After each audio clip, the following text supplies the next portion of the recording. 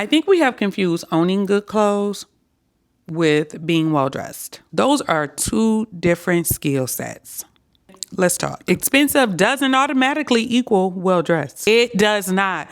I don't know how many times I have to talk about this. You can buy all the things. You could be Gucci head to toe, Louis Vuitton head to toe. That does not make you stylish. It makes you have money to be able to afford these amazing things, which I too love. Let's be clear. But do I think that's stylish? Not so much. Why do I say that? It's because you can still own a lot of clothes. You can have shoes and all of the things and still feel like something is off. Okay, now here's where it gets interesting. Sometimes the fit is right, but the outfit still feels off. I want everyone to stop buying clothes and shoving them in their closet. I want you guys to start looking with a different eye. When you're getting dressed, I want you to do things like get in the mirror, put all the things on you think you want to wear. Take a picture. Not right here up.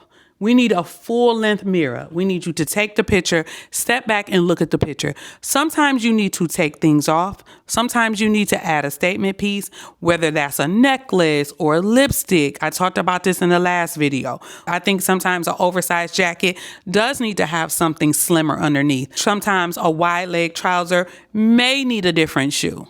Also, jewelry can compete with each other. If I have this necklace on, I'm probably not going to wear a bigger earring. They can be competing. I have hair, I have a big earrings, I have a necklace. If I had a collar between this, that may work. But that's something you have to try on to see if it looks like it is intentional. Think about it like this. How many times have you bought something, brought it home, tried it on, got in the mirror and said, what am I missing? And why didn't this land like I thought it should? Those are questions that we often ask ourselves, myself included. But those are certain things that I have studied over the years being a stylist and I want to help with. This channel is not for buy.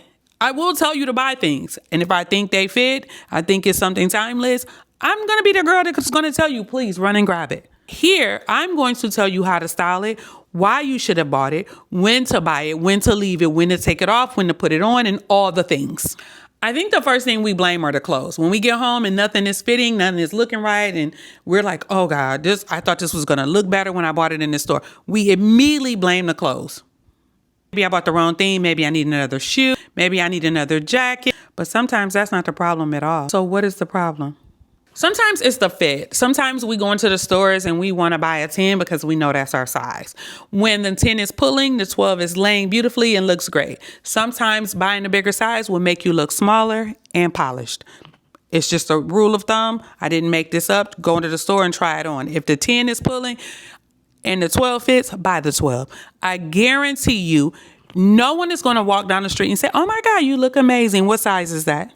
No. They're not. And if they do ask you what size it is, it's because they are comparing themselves to you and they want to buy the same exact thing you bought. When in all actuality, most people should go try it on themselves. I mean, I know I'm funny. That's funny because I'm really good at telling someone what size they wear by eyeballing them. But that is a skill set that I have really kind of worked on. I just think we need to start thinking past labels. I saw someone else in this, so I'm going to look good. I can't wear everything everybody else wears. I love a paper bag pants, right? But it has to be the right fit or make me look straight down the back. Getting dressed is a skill. You have to learn fit, proportion, balance. Actually knowing when something is enough. Good clothes are the ingredients. Styling them is knowing what to do. Question number 1, what actually makes someone look well dressed? There's lots of things to go into this. It's not how much they've spent. It's how everything relates to everything else. Question was asked to me not too long ago. Do I think, yes, I'm using my comb to hold my mic because I didn't want to put my mic against my shirt. You hear all this clicking noise.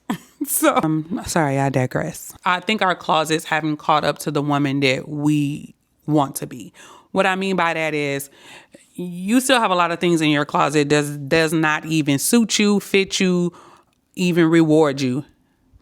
And I think having those things limit your space for the pieces that you can incorporate into your life. I mean, I feel like dressing for the woman that you want to be should start today, not maybe tomorrow. No, you could just start doing it now. Lifestyle changes, age changes, career changes, the way you see yourself changes. Those are the things that we need to do. And that's just part of, thinking that owning more good clothes is dressing well. If you want to be a well-dressed woman, you're going to be intentional. You're going to make sure you understand fit, proportion, the things that we talked about earlier. And that is just not coming from or saying you want to be a stylist. You just definitely want to know what works for you. And that's what I'm here to help with. This channel is, again, about helping you understand why things work and ebb and flow. When I was younger and my grandmother would, get ready for church and things like that, she had undergarments that she wore. Now, that is a thing that we have gotten away from. And it's sometimes a lost art. But these were things that back in the day were important. And I do feel sometimes I was born in the wrong era because I love vintage so much, but that's neither here nor there. But because they actually put their clothes on. No matter what was going on, women showed up. And I think that's what's lacking when we start thinking about getting dressed and size. Size is just a number. No one said, oh, she's a perfect 4, No, what she did was figured out what 4 looks like for her. And it could be a 6, but you will never know because no one's asking you for the tag in your clothes. I just think sometimes we are not suiting ourselves. Another question was, how do you know when your personal style has changed? I think your personal style changes even when you're not realizing it's starting to change. Like, that's a real thing, right? So you started gravitating towards more classic pieces, more timeless pieces, more pieces that, I don't know, make you show up as this confident woman. That's kind of how you know your personal style is changing. When you start looking at different things besides just clothes, your eye goes different places, to art, to furniture and things like that. That's kind of when I knew my eye for fashion was changing. It made me happy to be able to look at art or different colors and color schemes and be like, oh, I love that. That looks amazing. Or I could easily look at that outfit and tell you how to elevate it. That's just how I knew my personal style was changing and helping others. What should a woman do when she says, I don't know what my style is? I don't know if you actually need to name your style. I sometimes tell people I'm like edgy chic, I'm classic. I have a lot of different looks I can go into. Sometimes I like a A-line dress with a cute cardigan wrapped around my shoulder. Sometimes I'm the motorcycle girl jacket with the camo pants with the embellishment down the side. Sometimes I am the baseball hat with a shirt dress. I don't think you need to name your personal style, but you definitely need to be able to identify what that style is. Let me just give you an example. If you're getting dressed and you want to be edgy chic, I feel like I should be able to look at you and say, oh, she looks edgy chic. If you're getting dressed and you want to look dainty and demure, I should be able to look at you and say that instead of saying, well, it's giving dainty, edgy chic. Whatever you want for people to think about your look, and I'm not saying people should care. What I'm saying is, if you want to portray a personal look, or you want people to think of you and say, oh, she looks demure, or she looks classic, or she looks very edgy, then you should put the look on that make me think, oh, she looks edgy upon looking at you. Most people are visual. This will be the last question. I'll save the rest for another video.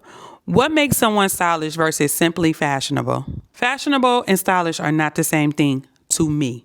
Fashionist can tell you what's happening right now. Style is what you do with the information. That's the difference for me. So, again, if you like videos like this, go ahead and subscribe. Join me over on Instagram. Comment below. Tell me if you have any questions, if you think this resonated with you, and I'll see you back here soon. Bye, everybody.